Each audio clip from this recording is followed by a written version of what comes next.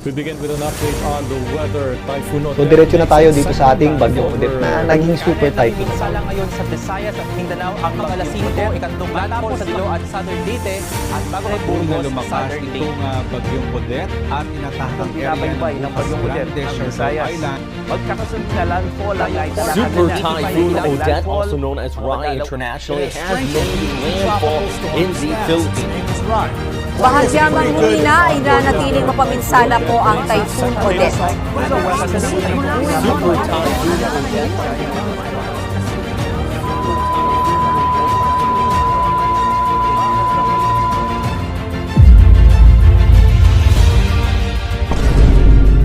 Usa sa pinakakusog na unos nga atong nasulayan o nadagamtaman mao ang bagyong Odette diri sa probinsya sa Southern Leyte.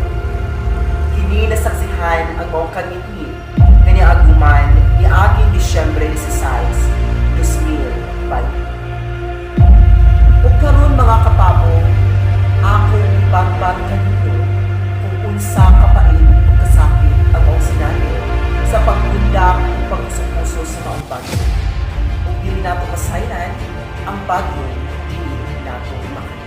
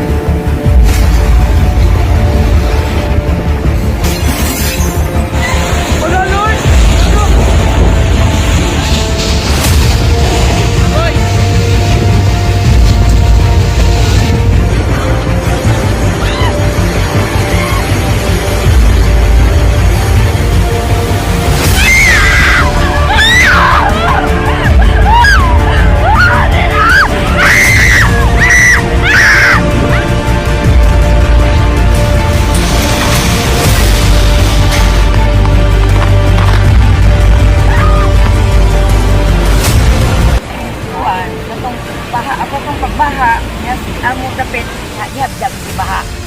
Ano dito ang kita mo nga ano ka ugdagan jud ba?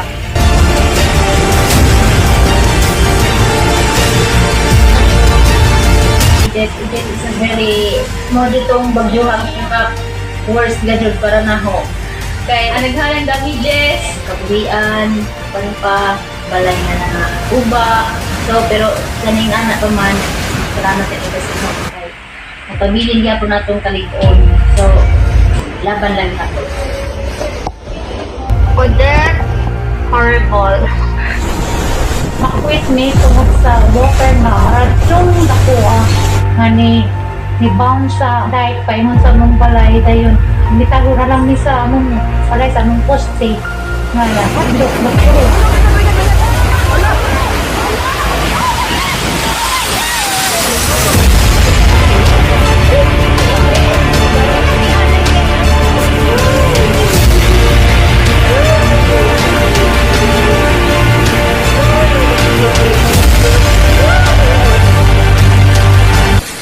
Ang akong hindi makalimtan sa bagyong Odette katong fine nga kusog na kaadyo ang hangin o tapos sa gamubay wa na nalangkat ng tanan nanagan dito sa kabay pagkataon-taon ila na kong bay ang di langkat na uot ay ng mga ato kanang among ginaganan nga dako nga bay tapos ang akong duha ka anak kauban sa akong bana nahagbong sila sa kanal tapos ay nahon ko nga naanag sila.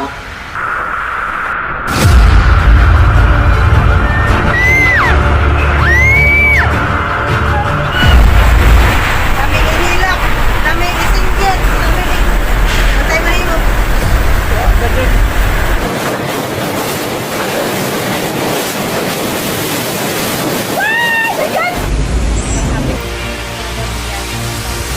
Kay di man stable aga mong stayan nga bay. Kay maram daghan bago pa bagi himo ka sa ibabaw na may open na terrace so mga heavy things na dana sa amin ba sa bahay mga guba na padong nang kayo hapit na gagi may ato kay makauna na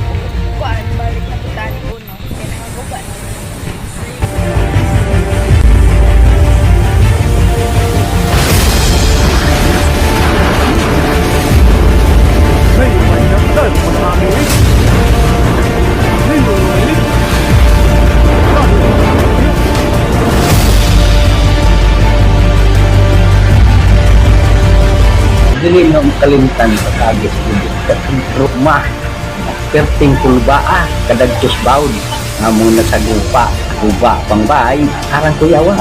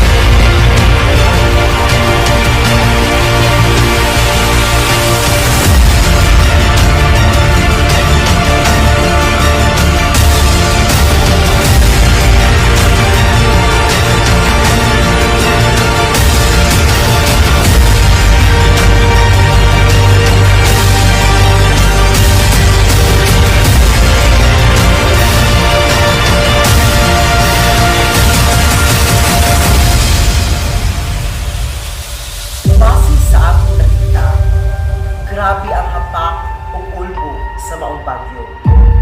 Gikumot akong dughan sa naitabo na dili nato masabtan ug asa ta mudagan. Paghuman sa maong bagyo, wa damhang nga ang kalibutan dili na mao. Gutom, uhaw, sakit ug pait ang gibati ni atong kahimtanga. Ang mga katawhan naghibog o na-trauma nga nahitabo kini sa atuan. At lunay kahilak, naglisod, nanghimuypoy o nanghinuklo, kung unsay buhaton o asa padulong. Nakita na ako kung unsa kagrabe ang guba sa among mga balay o kabukiran. Apektado tanan, walay gipili madato kamay. Saksi akong mga mata, kung giunsa o naunsa ang pagkahitabuha. Sa paglabay sa pipila ka adlaw, samok, alimugmug, kay tungod sa alibugjaw, nagikan sa mga taong nagwaras-waras, makasugakod lang ang mabuhi sa maong bintang. Walay kuryente, tubig, o sapa lang ang maong daganan sa pagtubil, inunod o paglaba.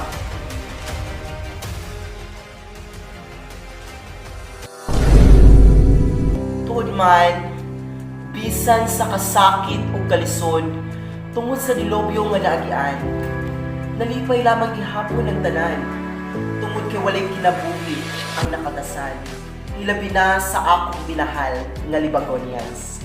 Ug base sa among nasinatian, aligre gihapon ug dili makalimutan ang experience nga among nakatlagan. Mutukad og bukid aron lamang makita og signal, napayuban mo sa kaong-kahoy, aron lamang maka-video call sa kauyaban. Sa daplin sa baybayon, mangita og pwesto aron lang maka-online. Aduna si mga charger sa cellphone nga murag mga kanton-kanton. Tungod kay walay kuryente, sa generator na lang gimukuha o pangtubil sa among battery. Mura pud mi og nibalik sa daan nga generation, ang henerasyon nga walay mga gadget o cellphone. Dito mi nakahilumdum sa among mga buluhaton ni atong kami pa ang mga sipunon. Ang mga dula sa kabataan nga alipri kaayo balikon. Kung sa ubang lupalo, hayag kaayo ilang pasko. Pero sa amon, niug yun kaayo. Pero bisan pa man ni ana, nagasaulog ug nagalipay gihapon ang mga tao ug pasalamaton sa Ginoo nga nakaabot na sa pila lain na pod nga Pasko. Ang pagsakripisyo usa sa mga butang aron mahimong lig-on ug gahi ang tawo. Dili makakaton ang usa ka tawo ug walay suliran ug kagul-anan sa kinabuhi. Apan ang panahon lumalabay lang ug angay natong atubangon ang dagan sa panahon. Matud pa sa uban, ang problema mura na nausa pa na kung imong harangan magpundok ni hangtod nga dili na nimo mapunan. Maong kuyog ra sa bunuong ug sulog sa sapa. Kay ang tinuod nga kusog nagikan sa imong pagsali sa labaw damhanan. Kung adunay kangit-ngit, adunay kahayag ug paglaom. Tungod kini sa mga tao nga adunay malubong kasing-kasing nga nipadan-ag sa ilang kamaayo nga mutabang sa napektuhan sa bagyong Odette. Mga ayuda gikan sa gobyerno o lain-laing kapulungan nga mao'y usa sa dakong tabang aron ang kabuol o kahingawa mahinawnawan. Dako atong pasalamat sa mga tao nga tungod nila nalipay o adunay katawa sa atong mga baba. Apan ang kamatuoran dili nato makungan. Anong aduna pa may mga tao nga dili makontento? Magsalig na lang og magbabutbut sa mga paayuda nga ilang nadawat, katuod man angay silang malipay sa mga butang nga anaa kanila. Sakit, palandungon, nga bisan magamay, umadako ang mahatag, adunay gihapon panabi na dili angay gumanunggan sa atong mga dalunggan. Busa, kung atong hinuklugan, nahitabo kini tungod kung alang sa atong mga binuhatan. Ang pag-ampo may usa sa armas nga mao'y sandigan sa tanan.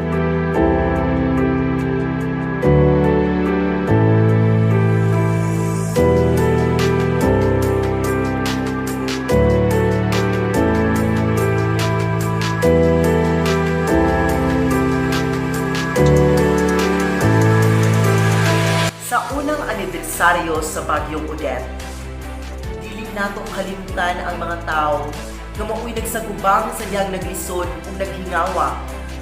Kitang tanan, kay tungod og alang kanila, dili nato may aguman karon ang paghinay-hinay nga kaginhawaan. Usa bisan sa kalisod o kabalaka, tungod dili nato kubot ang kalibutan, makabilin yapon kitang positibo ug may pagsalig sa kaytasan. Maulaban lang ug angay tang maghiusa, magtinabangay ug magbinahalay. Maayong Pasko sa tanan ug manigong bagong tuig mga kapabo.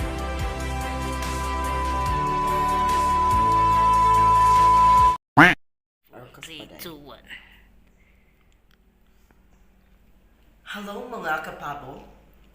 Usa sa pinakakusog nga uwan ay kulira uwan.